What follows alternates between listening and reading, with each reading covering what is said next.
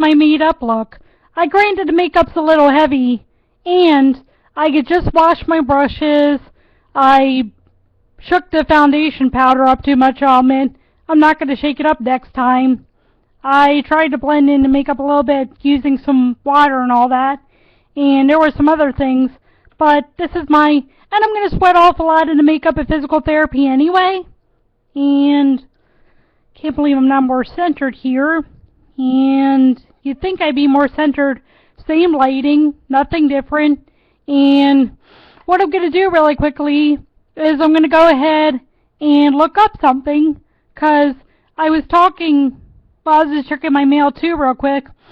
So far, no jobs. A few things did come through, but they kind of fell through because of the commute and because of the commute was one thing, and then another thing was I did try to secure this one interview, but it just never worked out. And anyway, one of the things I want to address is somebody, let me back up a little bit. The good thing is I know the verse, so that helps. And one of the things I wanted to address, I might be pronouncing this wrong, but one of the surnames in our family I think is definitely Jewish. And the surname, how you would, for lack of a better term, bastardize it here or pronounce it here, you would say Wierzbiński, but in Poland you would say Wierzbiński, which means willow, or son of the willow, as a friend told me on email, because I asked him what it meant, because I was curious, because I couldn't find what it meant at all, and I thought of a scriptural verse, or I didn't think of a scriptural verse, but I knew that it talked about willow somewhere in Scripture, and God led me to this. It says, and I'm going to read it just for the full context, it says, God's blessing on Israel. This is in Isaiah 44. Yet hear now, O Jacob my servant, and Israel whom I have chosen, thus says Jehovah, who made you and formed you from the womb, who will help you. Fear not, O Jacob my servant, and you, Jeshurun, whom I have chosen, for I will pour out water on him who is thirsty, and floods on the dry ground. I will pour my spirit on your descendants, and my blessing on your offspring. They will spring up among the grass, like willows by the watercourses. One will say, I am Jehovah's. Another will call himself by the name of Jacob. Another will write with his hand, Jehovah's, and name himself by the name of Israel. And we talked about before where, we have to, forgive me for the lack of a better term, and forgive me if you haven't been following up, and forgive me if I didn't put a link in the description, although I'm quite sure I put the link in my blog and other material, such as Polish Forms post. And it says here, let's see, like willows by watercourses, Wierzbiński means willow, and we talked about before how Jews were very smart, and when Jews had to be assigned surnames, we took names, if I recall the Hebrew word, and don't quote me on this, but the Hebrew word is kinoi, Kinnui, which means it's a cryptic way or an anagram of saying something that you want to say. So this wouldn't necessarily apply to any tribe specifically, but it says, they will spring up among the grass like willows by the watercourses. And so obviously one of the names taken was Willow. Now if you look at von Wierzbiński, which is German, but that has a lot more surnames, there's no indication that we were ever von Wierzbińskis. We were just Wierzbińskis. And also, where the debate ended in terms of the marriage certificate was, I had talked about, even though great-granddad's grandparents were named Antoni and Katarzyna, they obviously, first of all, they got married 9 hours and 34 minutes away from Krasny. They were both born in Krasny.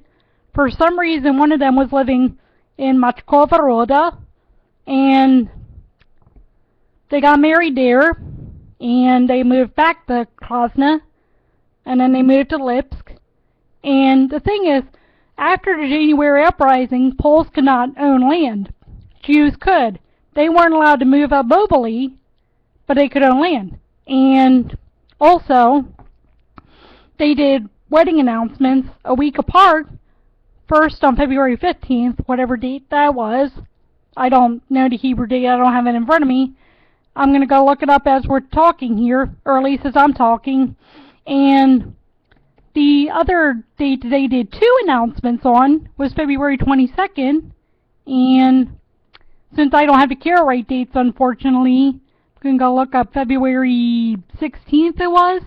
February 16th, it might have been February 14th, 1860. Don't have it in front of me. I'm going to go check that real quick. And also, I figured out what happened after someone told me, well, sometimes lords would free their peasants and give them land if they were feeling generous, and they also would give the peasants their surnames, or the peasants would take their surnames, and right then and there, she pretty much led me to figure out what happened. What happened was, sure, we took the surnames, and the condition was, and this is where she said, well, I believe that people are good and all that, and you can't be making this up and whatever. Well, what I figured out was, just like, unfortunately, the Nazis, Yamak Shemam, were watching the Jim Crow South to see what they were up to. The Polish peasants got it in their minds, you know what? If these Jews can marry Catholic, we can free them. So, we found a condition. Perfect. Because obviously, if you wanted to free a peasant, and you didn't want them to be, what was in your mind, pagan, you would want them to convert, so that, lo and behold, they would no longer be pagan in your mind. And I can even read you an example of where this happened prior to what happened to great-granddad's grandparents. And it was either you can, in this case, in the case that I'm about to read you, was either you convert or you leave. In the case of my great-granddad's grandparents, it was either you convert or you're not free. And obviously there was no religious freedom in Poland for peasants and all that, so of course they had to become Anusim, and not a lot is, as far as I know, known about Ashkenazi Anusim. And what it says here in the early Middle Ages, it says here, it talks about Bishop Avidas, and it says he wrote a letter, well, he directed a letter to the Jews in which he disclaimed the use of compulsion to make them adopt Christianity. Well, he disclaimed the use, but he obviously didn't. And it says that he announced at the end of the missive, therefore, if ye be ready to believe as I do, be one flock with us, and I shall be your pastor. But if ye be not ready, depart from this place. The community hesitated for 3 days before making a decision. Finally, the majority, some 500, accepted Christianity.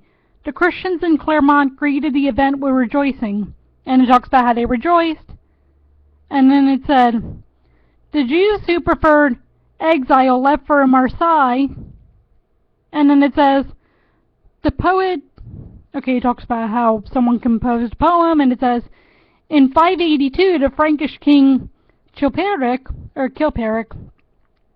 compelled numerous Jews to adopt Christianity. Again, the Anusim were not wholehearted in their conversion, for quote-unquote, some of them cleansed in body but not in heart, denied God, and returned to their ancient perfidy, so that they were seen keeping the Sabbath as well as Sunday.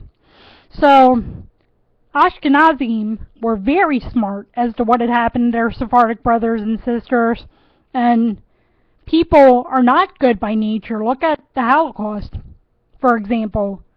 If the Holocaust is not an example of how wicked human nature can be, I don't know what is. And just like the just like the Nazis were watching the Jim Crow South, the Polish lords got the idea in their head, you know what? We can convert these Jews, or we're not going to free them. And so, of course, of course great-granddad's grandparents, or Pop-Up's great-grandparents, since I keep wanting to use the word great-granddad, of course they would have converted, and in Jewish tradition, well, they would have converted at the time, but then they returned to Judaism. So at the time, and let me say this too, the person that I was talking to said he had never seen a marriage certificate like the one of great-granddad's grandparents or Pop-Up's great-grandparents. And also, okay, so they got married 9 hours, 34 minutes away. They went to Lipsk. They made one announcement on the 15th, and I said I was going to get the Hebrew dates, so let me go ahead and do that. They made two announcements on the 22nd, and one of the announcements, you have to assume, was a ketubah, because they made two announcements on the same day. Oh, right. I said I was going to get the regular date first, didn't I? And let me go ahead and do that. The regular date meaning the Gregorian date. And, okay, so they got married. They got married on February 16th, 1860.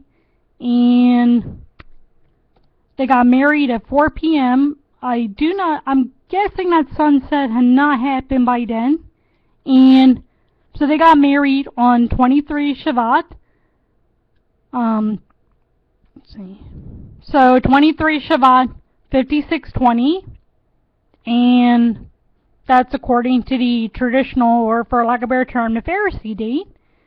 And I got to get back into practicing Hebrew because I've unfortunately been away from practicing Hebrew for a while. And I was just looking at the Hebrew lettering, by the way.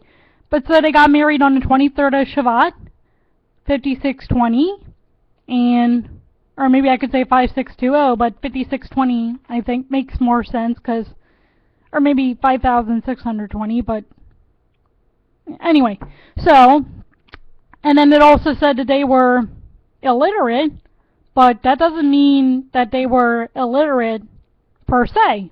It just might have meant that they were illiterate in Polish.